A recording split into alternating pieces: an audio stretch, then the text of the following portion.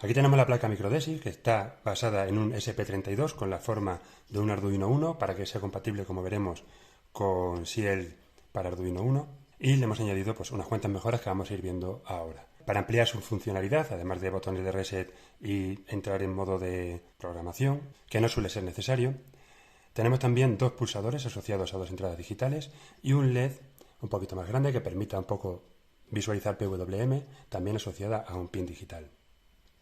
Además de eso, tenemos unas tiras extra de positivo, negativo y señal que nos permiten ahorrarnos en algunos casos protoboard, y además, como tenemos instaladas unas resistencias de protección a la salida de cada GPIO, además de protegerlos, lo que nos permite es conectar distintos receptores sin tener que utilizar resistencias en serie. Bueno, si vemos, pues, por ejemplo, el GPIO 12, pues me está activando el LED asociado al pin 15. Vemos que he puesto, por ejemplo, pues un parpadeo aquí y pues el otro pulsador que me activa o me apaga este LED. Además de eso, es una placa que viene ya preparada para integrar conectores a tornillo que se pueden soldar aquí directamente y, bueno, pues dar un pasito más en la fijación de los montajes.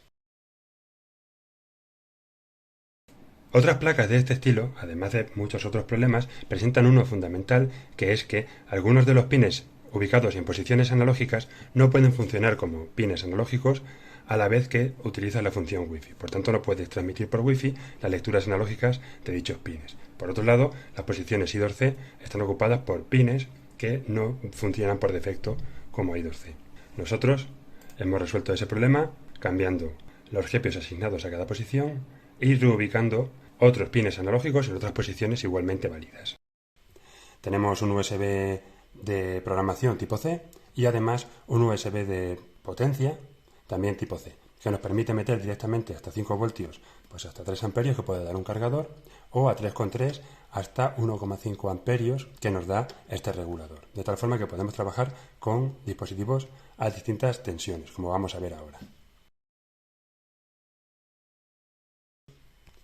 En este selector seleccionamos la tensión de funcionamiento de la placa, la tensión de salida. Puede ser 5 voltios, que vamos a ver ahora, o 3,3. Si lo ponemos a 5 voltios, que es lo que suele pasar con las placas SP que no están preparadas para cambiar de nivel de tensión aquí, lo que nos pasa es que, si os fijáis aquí en la pantalla, el potenciómetro, que todavía no ha llegado a su extremo máximo, ya está marcando el máximo. Si os fijáis, todo este recorrido él ya no lo contempla porque está trabajando con una tensión de 5 voltios y a partir de 3,3, que es el máximo, ya no hace nada más. Sin embargo, el resto de elementos funcionan bien, o como vemos aquí, pues tenemos también la medida del sensor de temperatura de 22 grados y pico. Si yo cambio la salida del pin clásico de 5 voltios de Arduino y la pongo a 3,3 con este jumper, ahora nos fijamos que sin mover el potenciómetro ya no nos da una tensión máxima hasta que el potenciómetro no llega al extremo en el que ya se marca los 1023, que es la configuración que ahora mismo se tiene puesta. Pero además, el resto de elementos pues siguen funcionando perfectamente, como vemos aquí, o como vemos con el sensor de temperatura. Al llevar un SP32 nos permite realizar un montón de procesos de comunicación ya complejos, que además documentamos, que como veis en pantalla, además se pueden combinar. Aquí tenemos la comunicación Modbus TCP/IP entre la placa y un ordenador que está simulando un Siemens 1500 a través de Precision Advance. Y además tenemos una comunicación por MQTT con un servidor en Internet para envío de datos.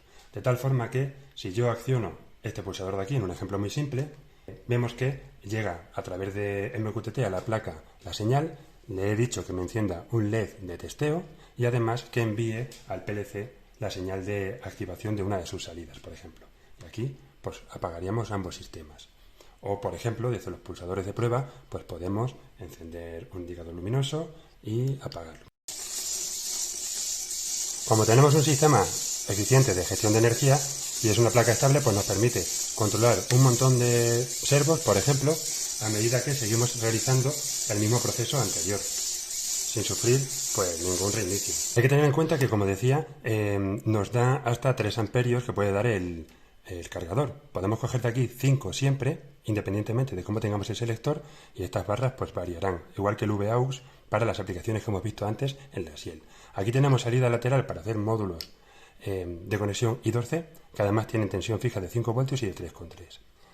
La placa se va a poner a disposición como hardware totalmente libre y abierto. La fabricación que hacemos nosotros, pues la llevaremos a cabo para ponerla a disposición del que la quiera a precio de coste.